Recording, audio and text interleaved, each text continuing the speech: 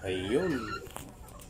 So, magandang gabi sa ating lahat mga ka-breeder. So, dito na naman tayo sa panibagong episode ng ating vlog. So, update tayo sa ating alaga.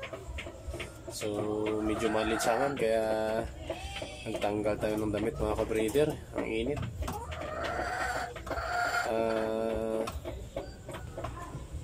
Kararating lang kasi natin ang galing trabaho. So, dito tayo sa ating munting manukan. So, ipakita ko sa inyo yung ating mga alaga. Update pala tayo sa ating native na naglilimlim. So, yung ibang itlog niya kasi sobrang dami in-incubate ko. So, may natira dun sa kanya na 5 piraso yata. Yun, nilimliman niya. So, pakita ko sa inyo mga ka-breeder. Yan.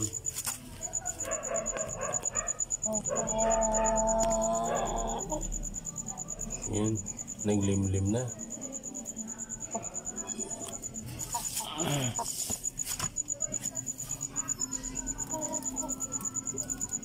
Update tayo mga ka-breeder.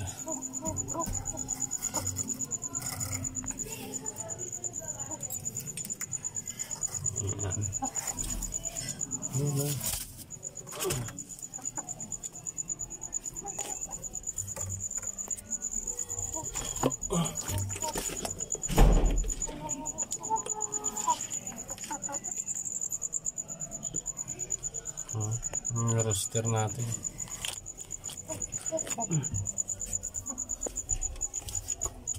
Check natin.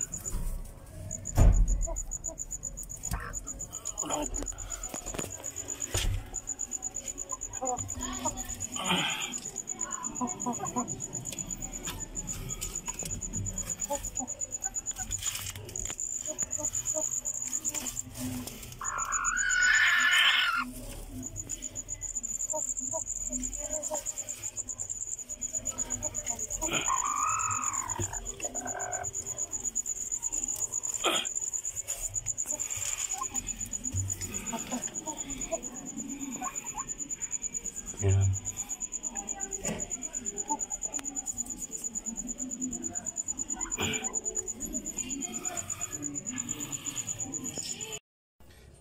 Ayun. So,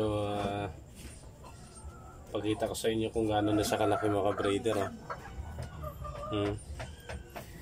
Ito yung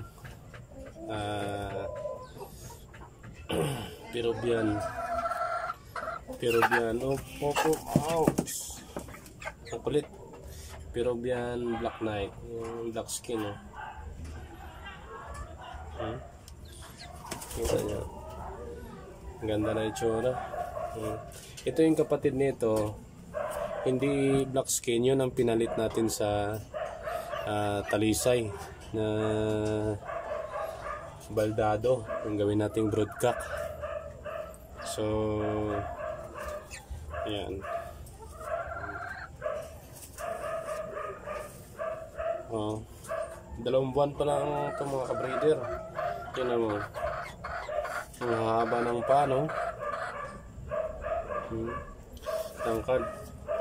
So, maganda itong pang-upgrade sa native natin mga ka-breeder. At Texas, pwede rin i-cross natin, subukan natin balang araw pag pwede na siyang gamitin. Tapang. Kakapurga ko lang nung kahapon, isang araw na kalipas na. Malakas kasi siya kumain pero hindi siya hindi ganong maganda yung katawan. So sabi ko baka may bulati. So pinurga natin ng bastonero. So okay naman. Tapos binigyan na natin siya ng vitamins. Ganda. Sige. Hanggang dito na lang muna mga ka-breeder. Sa susunod naman natin na pagkikita. Paalam.